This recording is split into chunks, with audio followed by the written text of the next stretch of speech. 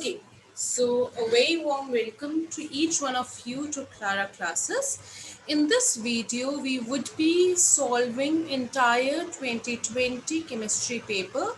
So जो paper में आया है वो सारे क्वेश्चंस हम डिस्कस करेंगे. आपको पीडीएफ भी दी जाएगी इस पूरे पेपर की. अब आपको रिक्वेस्ट करी जा रही है कि ये आप जो वीडियो है पहले जो आपको क्वेश्चन पेपर प्रोवाइड करा जाएगा सबसे पहले तो आप वो देखो, ठीक है. देखो और उसको सॉल्व करो. उसके बाद ये जो वीडियो है आप तब देखो once you are done with the paper and start checking your answers, ठीक है. इससे ये होगा कि आपकी रिवीजन भी हो जाएगी और आपको पता चल जाएगा कि कहाँ पे क्या चीज़ आपने कम लिखी है या ज़्यादा लिखी है. Okay, so this is the main purpose of doing the entire paper. So now let us begin. We'll start with 2020 chemistry paper.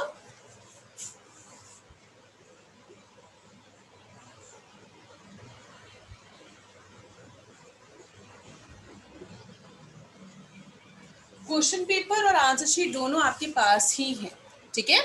Okay, अब सबसे पहला क्वेश्चन देखते हैं. It says predicts the stereochemistry of the product form if optically active alkyl halide undergoes substitution reaction by SN1 mechanism. आप लोगों को ये बात अच्छे से पता है कि अगर हम SN1 के बारे में बात कर रहे हैं तो SN1 का मतलब होता है सब्स्टिट्यूशन न्यूक्लियोफिलिक यूनिमोलिक्यूलर. तो इसमें क्या होता है, it this reaction follows bye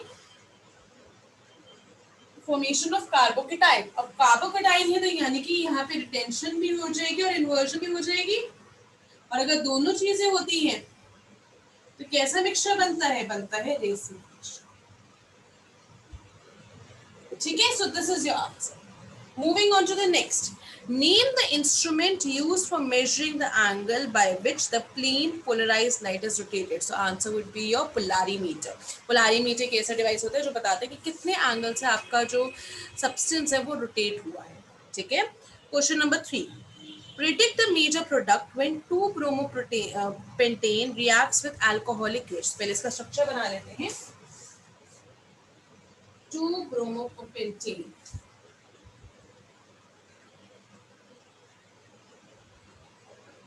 3, 4, 5 and second पे आपके पास ब्रोमो है. सो अल्कोहलिक की वजह अगर हम डालते हैं तो आपका सेड रूल लगेगा. सो ये आपका अल्फा कार्बन होगा, ये बीटा कार्बन होगा. रूल क्या है, कम वजह से आपको लेने होते हैं हाइड्रोजन. तो ये तो अपना हाइड्रोजन देगा, हाइड्रोजन इन दोनों में से कोई देगा तो कम यहाँ पर होगा. सो CH3 CH double bond CH CH2 CH3, ठीक है. नेक्स्ट मेजर प्रोडक्ट पूछे तो इसलिए माइनर लिखने की कोई जरूरत नहीं है. Give one use of CH. It is antiseptic iodoform है basically. Right the structure of the product form when anisole is treated with HI. जब HI के साथ आप ट्रीट कर रहे हो तो आपको क्या मिलेगा. यहाँ पे आपको पता है HI का रिएक्शन अलग जाता है. सो कहने का मतलब है सबसे पहले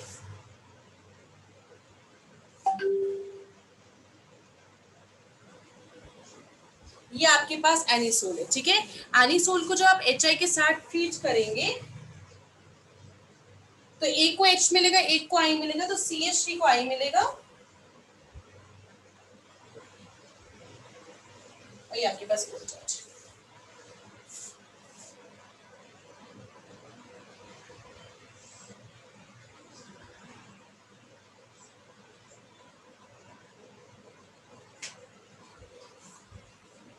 Moving on to the next question now. 6th. Identify the liquid which will have high vapor pressure at 90 degrees Celsius if boiling point of two liquid A and B are 140 and 180 degrees Celsius respectively. जितना कम boiling point उतना ज़्यादा vapor pressure. तो कहने का मतलब क्या है, answer क्या होगा, A. Next. Out of zinc and tin, whose coating is better to protect iron objects? So obviously we call about zinc. इस टेक्निक को हम क्या बोलते हैं, galvanization. Next, will the rate constant of reaction depend upon temperature if energy of reaction of activation is 0? 8th question में वो कह रहा है कि क्या ये टेम्परेचर पे डिपेंड करेगा. अगर E आपका 0 है तो आंसर है नहीं. क्यों, क्योंकि आपको ये बात पता है कि K इज इक्वल टू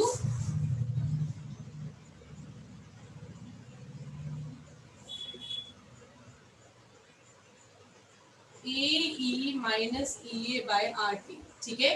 आपने बोल दिया टेम्परेचर का आपका 0 तो ये इन्फिनिटी पे चला जाएगा तो क्या आपका डिपेंड करेगा ही नहीं, ठीक है. Moving on to the next one, give the structure of monomer of PVC. PVC का क्या होगा, पॉलीविनाइल क्लोराइड। तो क्या होगा इसका, विनाइल क्लोराइड। विनाइल क्लोराइड क्या होता है आपका, so this is the answer of question number 9. Write the structural unit present in your detergent which makes it non-biodegradable. So answer is your branch hydrocarbon part. जो branch hydrocarbon part होता है वो उसको non-biodegradable बनाते हैं. Moving on to MCQ questions now. Out of the following, the strongest base in aqueous solution is. Aqueous बोल रहा है, वैसे आपका जितने ज्यादा आर ग्रुप्स होते हैं उतना ज्यादा आपका बनता है, बट क्योंकि सॉल्वेशन इफेक्ट भी देखना होता है and all, so it comes out to be B, so that is dimethyl amine. Iodoform test is not given by, so you have iodoform test देता कौन है, आइडोफॉर्म टेस्ट वो देते हैं, क्वेश्चन नंबर कौन सा है 12, जहां पर आपके पास ये वाली एंटिटी होती है. सो ये वाली एंटिटी आपकी सब में दिख रही है, सिवाय मुझे पेंटेन 3 ऑन में, क्योंकि पेंटेन 3 ऑन तो ये हो गया ना बेटा, तो इस वाले में नहीं होगी, तो आंसर हो गया पेंटेन 3. ठीक है, आगे देखते हैं. Out of the following transition elements the maximum number of oxidation states are shown by. So obvious ही बात है, आप सबको पता भी होगा कि manganese is known for that, क्योंकि मैंगनीज की 7 ऑक्सीडेशन स्टेट्स होती है. Hardening of leather in tanning industry is based on, तो किसके ऊपर जाएगा आपका, म्यूचुअल कोएगुलेशन की जो पार्टिकल्स होते हैं वो ऑपोजिट की तरफ अट्रैक्ट हो जाते हैं. Give IUPAC name of the following compound. 15th question.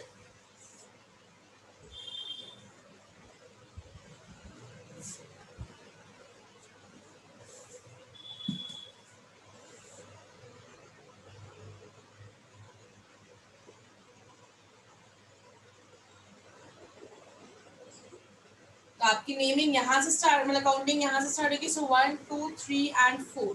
So 2 dimethyl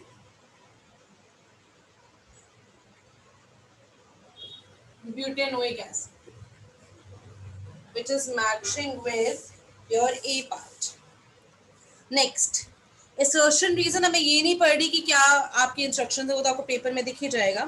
It says AU and AG are extracted by leaching their O's with dilute solution of your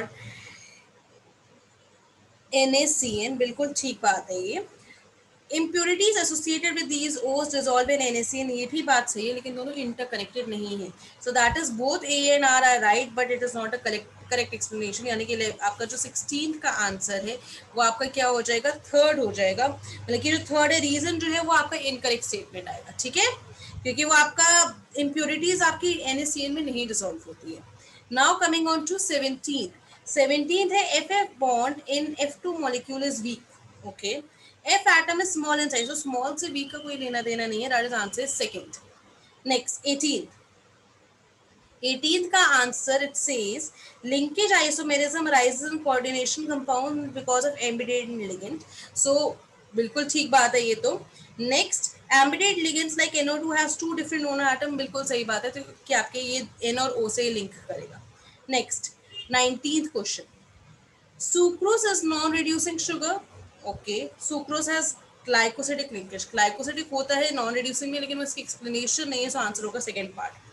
The molecularity of reaction appears to be 2. Okay, सही है. 2 molecules of reactants are involved in given elementary reaction. बिल्कुल ठीक. ठीक है, आगे बढ़ते हैं. 21st.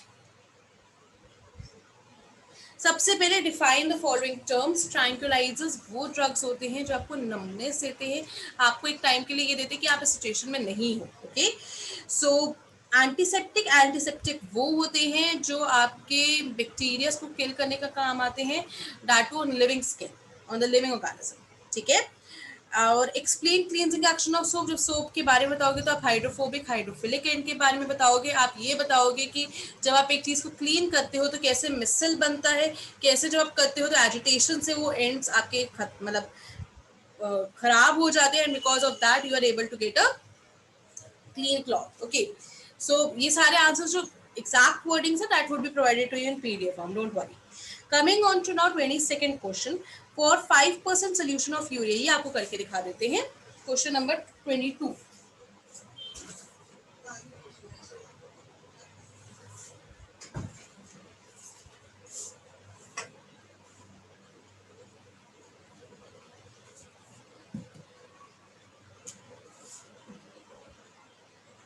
For 5% solution of urea, यानी कि WB हो गया, देन WA क्या हो जाएगा, अगर ये 5% है तो ये 95 ग्राम हो जाएगा। मोलर मास आपको दे रखा है यानी कि 60 ग्राम। कैलकुलेट ऑस्मोटिक प्रेशर, जब आपको R की वैल्यू भी दे रखी है उसने 0.0821 लीटर ATM पर केल्विन मोल, और जो आपका टेम्परेचर है वो भी उसने दे रखा है 300 केल्विन। तो ठीक है, pi is equal to CRT होता है, सी क्या होता है WB upon MB into 1000 upon volume. तो पहले तो हमें वो निकालना है, और उसने क्या पूछा आपसे, ऑस्मोटिक प्रेशर पूछा है, right.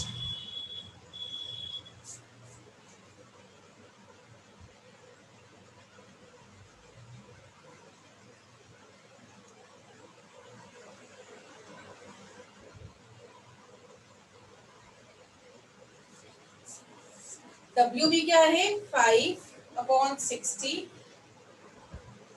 Into 1000 upon your volume लेंगे, वॉल्यूम हम कितनी लेंगे आपकी 100 ml ले लेंगे, यानी कि अपॉन 100 ले लोगे यहाँ पर, इंटू, क्योंकि 100 ml में ही सोल्यूशन तैयार हुआ है ये, क्योंकि 5% बोला है ना इसने, और यहाँ पे 0.0821 और टेम्परेचर है आपका 300। On putting the values you get 20.5 ATM, ठीक है, और यूनिट्स के मार्क्स जरूर होंगे।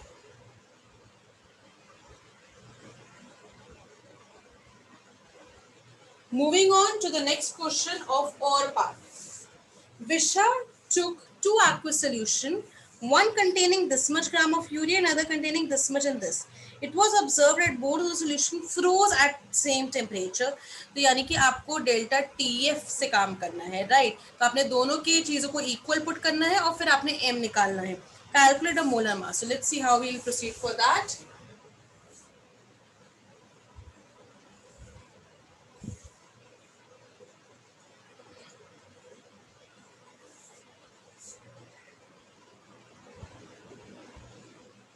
सो डेल्टा TF जो यूरिया का होगा वही डेल्टा TF आपके एक सोल्यूशन का होगा जो Z का है, ठीक है। सो उस रिस्पेक्ट में अगर हम चलते हैं तो KF into WB upon MB into 1000 upon WA, same यहाँ पर, क्योंकि सेम सोल्यूशन है इसलिए KF का कोई मतलब नहीं बनता। अब दोनों की वैल्यूज पुट करेंगे, यहाँ पे यूरिया जो लिया वो 7.5 60 ग्राम में है इंटू 1000 अपॉन 100, और यहाँ पे जो WB है वो 42.75 है। MB के बारे में बात करें, हमें ये निकालना है इंटू 1000 अपॉन 100। आपका ये वाली वैल्यूज भी कर दी क्योंकि आप सेम सोल्यूशन बना रहे हो।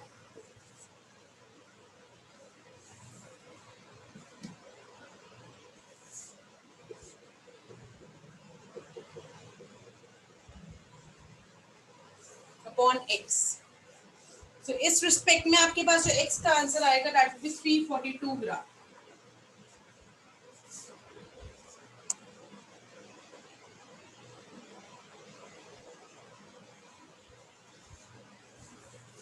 Next, analyze the given graph drawn between concentration of reactant versus time. Okay, predict the order of reaction। ये ग्राफ जो है, क्योंकि इसमें आपका नीचे की तरफ जा रहा है, इनवर्स रिलेशनशिप है, तो ये आपका फर्स्ट ऑर्डर होगा। Theoretically, can the concentration of reactant reduce to zero after infinite time? कभी भी नहीं किया जा सकता, क्योंकि reactant कभी भी खत्म नहीं होता है पूरा। Next, 24. Draw the shape of following molecules। तो एक बार बना के दिखा देते हैं आपको।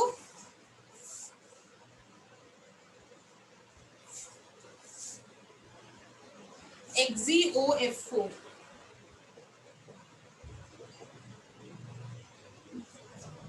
और फिर उसने बोला BrF3,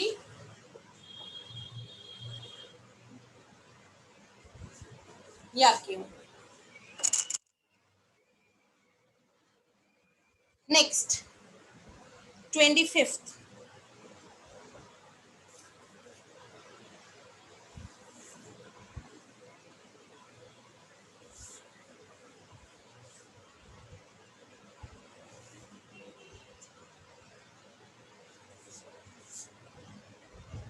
give formula of following compound that is potassium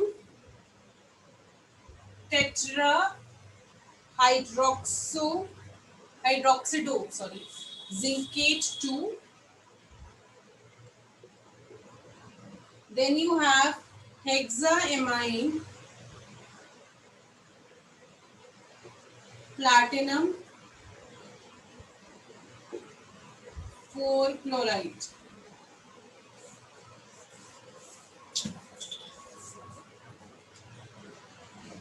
तो ये कैसे होगा? जिंकेट 2 बोल रहा है, मतलब कि सबसे पहले इसके बारे में देखते हैं, ठीक है। तो इसका मतलब कि ZnOH4 और यहाँ पे 2 आ जाएगा और यहाँ आ गया K, तो यानी कि ये अगर इंटरचेंज करती हूँ मैं, so that makes the formula K2ZnOH4, ठीक है। अगला कह रहा है हेक्साएमाइन प्लैटिनम क्लोराइड, तो बस वही वाली बात आ गई, PtNH3 6 और यहाँ पे Cl4, क्रिस क्रॉस करोगे ना।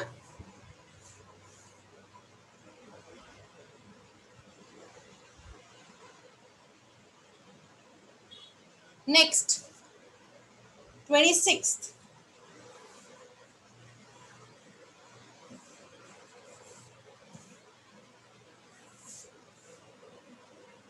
propanol is treated with methyl magnesium iodide and then hydrolyzed. तो ठीक है, यहाँ माइनस आ गया, यहाँ प्लस आ गया और यहाँ प्लस है और यहाँ माइनस है, तो बस इंटरचेंज करना है।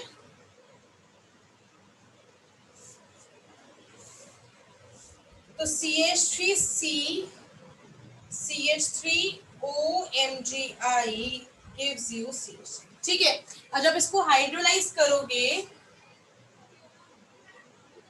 तो CH3C CH3 CH3OH, so third butyl alcohol. Next वो कह रहा है B part, benzene is treated with this, तो ये तो आपका फिडलक्राफ्ट एसाइलेशन हो गया।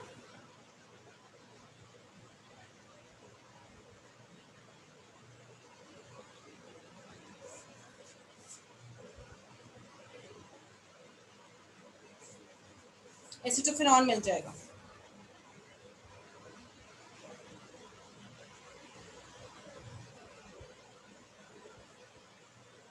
Coming on to 27th now, you have to name and give structure of monomer of bakelite and neoprene. Bakelite बनता है फिनोल और फॉर्मेल्डिहाइड से, राइट।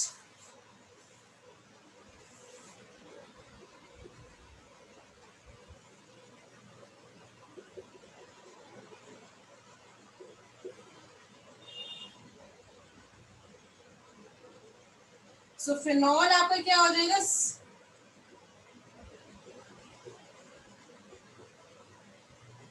और फॉर्मेल्डिहाइड ये, ठीक है। अब अगला पूछ रहा है नियोप्रीन, दैट इज क्लोरोप्रीन। तो क्लोरोप्रीन का क्या स्ट्रक्चर होगा,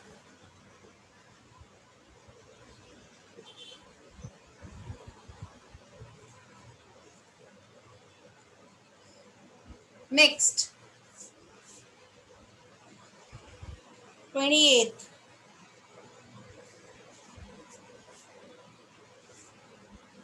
that is section C I am talking about now.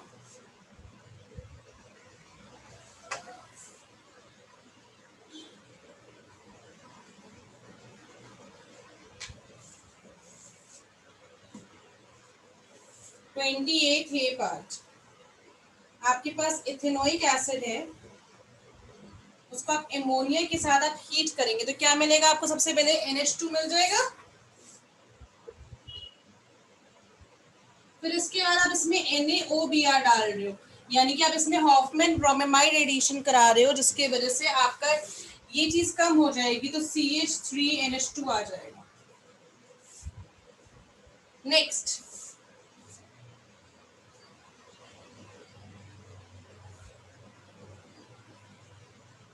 यहाँ NO2 है, Fe और HCl करोगे तो क्या आ जाएगा यहाँ पे NH2, NaNO2 प्लस HCl करोगे तो डाइसोटाइजेशन हो जाएगी।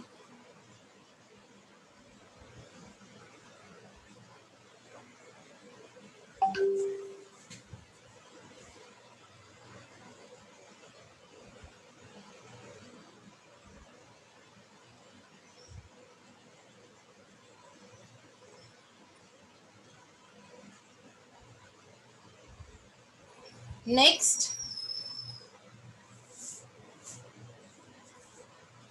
सी पार्ट,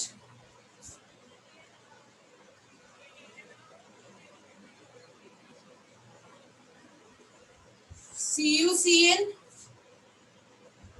तो यहाँ पे CN आ जाएगा। आप इसको हाइड्रोलाइज करोगे तो COH आ जाएगा।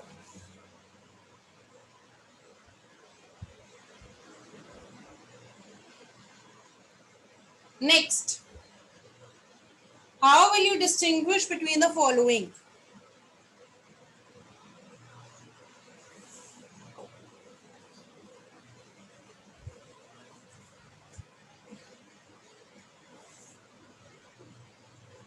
Aniline and ethanamine. Aromatic amine और प्राइमरी एमाइन को कैसे डिस्टिंग्विश करते हो?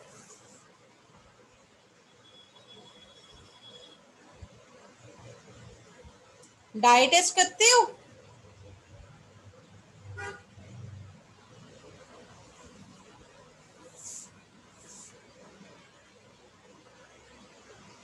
तो यहाँ पे ऑरेंज रेड PPT, यहाँ no PPT। Beta naphthol test भी कई बार इसको बोला जाता है। बी पार्ट पे आओ, एनिलीन और N methylamine, type of primary and secondary, तो उसके लिए क्या करोगे? आइडोफॉर्म टेस्ट, क्लोरोफॉर्म टेस्ट भी कर सकते हो क्योंकि आपके पास ये प्राइमरी एमाइन है। So CHCl3 plus alcoholic KOH, offensive smell, no offensive smell.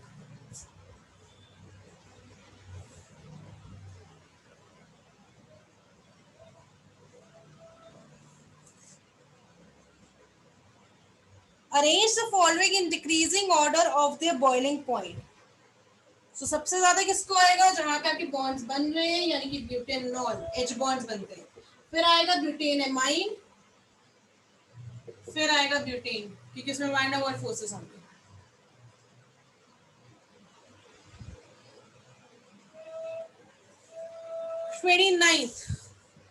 Give the plausible explanation for the following.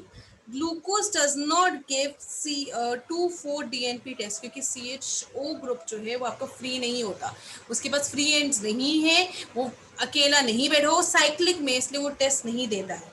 The two strands in DNA are not identical but are complementary। क्यों? क्योंकि आपके हाइड्रोजन बॉन्ड्स बनते हैं उसमें। Next, starch and cellulose both contain glucose unit as polymer, ये they structurally different. वो ऐसे इसलिए होता है क्योंकि एक पॉलीमर ऑफ अल्फा ग्लूकोज है और जो सेल्यूलोज है वो बीटा ग्लूकोज का है। Next, account for the following. Sulphurous acid is your reducing agent, तो इसका आंसर क्या होएगा? क्यों ऐसा रिड्यूसिंग एजेंट होता है? क्योंकि वो सल्फर खुद ऑक्सीडाइज हो जाता है to become a more stable acid, that is your H2SO4। Next, fluorine forms only one oxo acid, बिल्कुल, क्योंकि उसके पास d ऑर्बिटल की एब्सेंस होती है। Next, boiling point of noble gases increases from helium to this, क्योंकि आपका क्या हो रहा है? साइज इंक्रीज हो रहा है। अगर साइज इंक्रीज हो रहा है तो वैन डर वाल्स फोर्सेस भी इंक्रीज हो रहे होंगे। अगले पे आओ, complete the following chemical equation. When we say completion, it means that you need to give the balance equation. So here are the answers.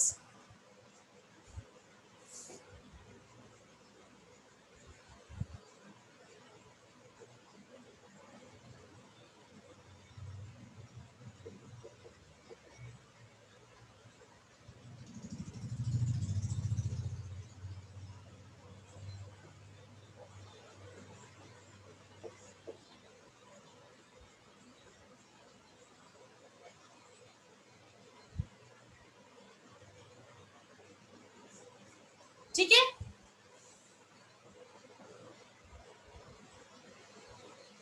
आगे बढ़ते हैं।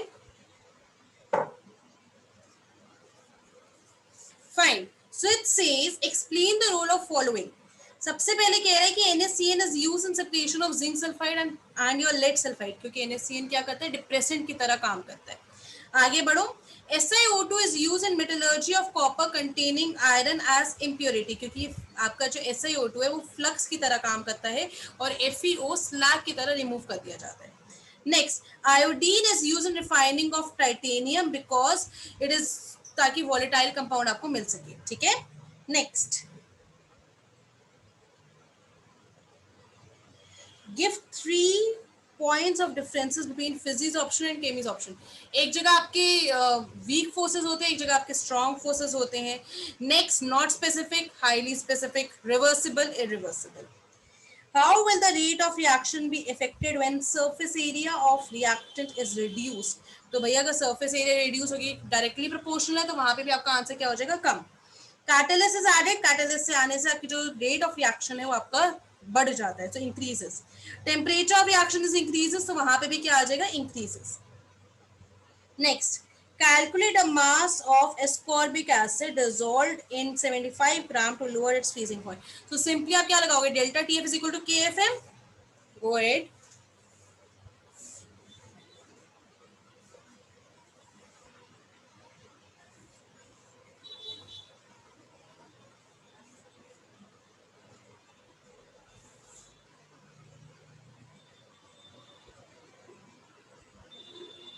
सारी वैल्यूज दे रखी है, KF की वैल्यूज ने उसमें दे रखी है, ब्रैकेट में W भी आपको नहीं पता है, एस्कॉर्बिक एसिड का 176 होता है, into 1000 upon W हो गया आपके 75. So on calculation you will get 5.08 gram.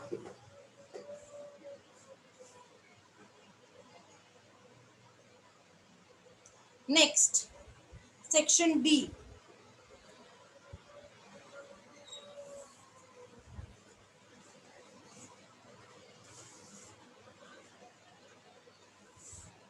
Calculate delta G naught for the reaction. Delta G naught का क्या फॉर्मूला होता है, minus n F E naught. तो पहले तो ई नॉट निकालना पड़ेगा. So let's write on the reaction.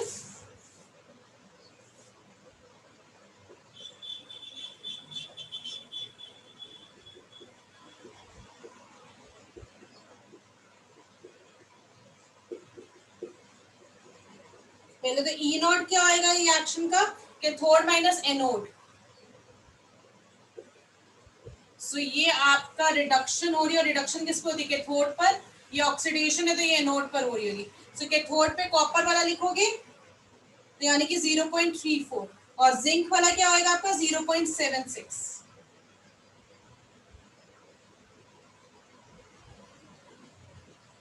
सो कितना आ जाएगा 1.10. फिर डेल्टा जी का क्या फॉर्मूला होता है, minus n F E naught. कितने इलेक्ट्रॉन्स चेंज हो रहे हैं, 2. एफ की वैल्यू क्या होती है 96500 और ई नॉट की 1.10. So on calculation you will get minus 212,300 joule per मोल.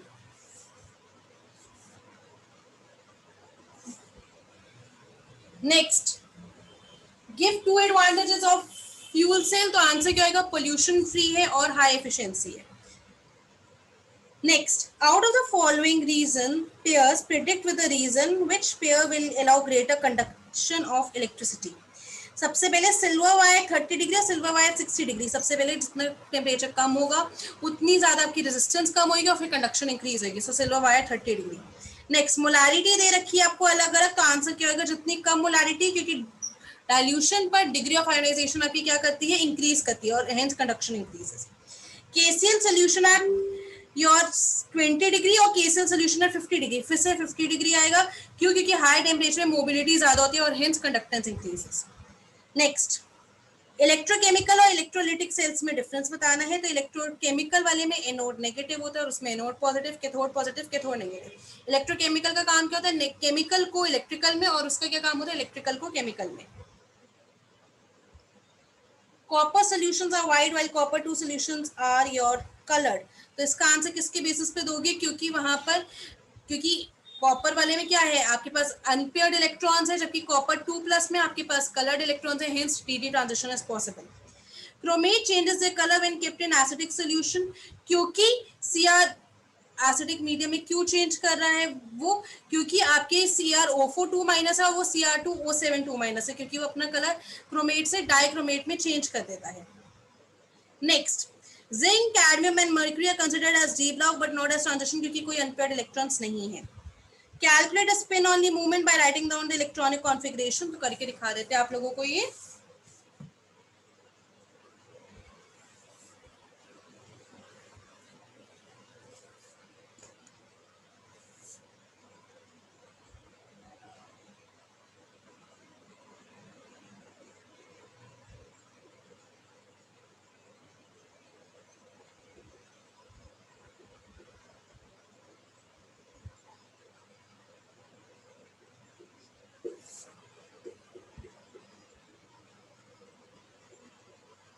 तो कितने अनपेयर्ड हो गए?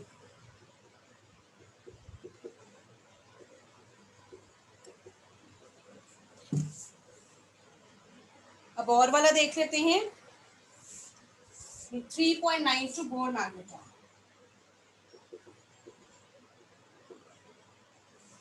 ठीक है, आगे देखते हैं। Points of differences between lanthanoids and actinoids. Lanthanoids non-radioactive, actinoids radioactive. इतनी वाइड रेंज ऑक्सीडेशन स्टेट की नहीं होती, यहाँ पे ज्यादा होती है। ये कलरलेस होते हैं, वो कलरफुल होते हैं। Next, give reason and select one ion which will exhibit the following property. Scandium 3+ और क्रोमियम 3+। स्कैंडियम 3+, क्योंकि उसमें अनपेयर्ड इलेक्ट्रॉन्स आ जाएंगे। क्रोमियम और copper, high melting and boiling point chromium, क्योंकि वहां पे स्ट्रॉन्ग इंटरमेटालिक बॉन्डिंग होगी। Next, out of tert-butyl and N-butanol which will undergo acid catalyzed dehydration and faster, obviously tert-butyl, क्योंकि वो आपका SN1 होता है, तो SN1 के लिए आपको 3 डिग्री चाहिए होता है।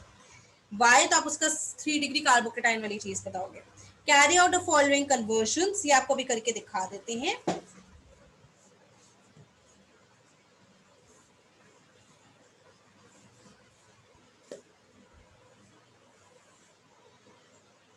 सबसे पहले बोला है उसने फिनॉल का सैलिसल्डिहाइड, तो इसमें क्या डालोगे, क्लोरोफॉर्म एंड एक्विस NaOH, सो राइमोटाइम कराओगे, फिर हाइड्रोलाइज करा देना।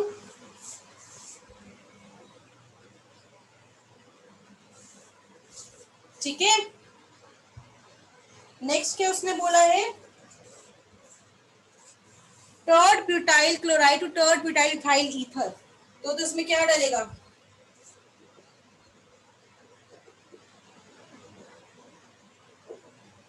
इसको किस में कन्वर्ट करना है,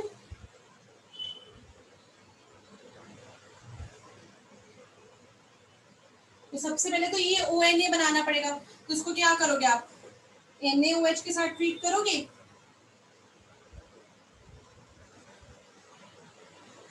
तो OH आ जाएगा। फिर इसको क्या करोगे, सोडियम मेटल के साथ,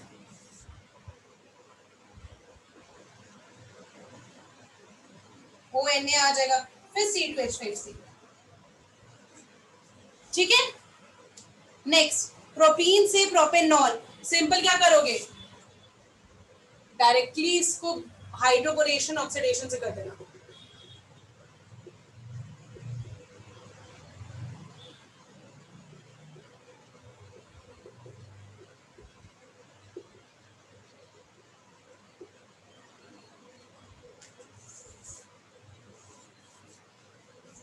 अगले पे आओ,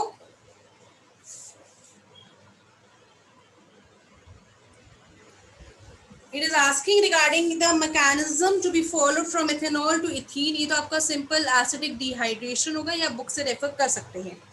Predict the reagents for the following: phenol to benzoquinone, so you're going to go for oxidation, so it would be K2Cr2O7 plus H2SO4.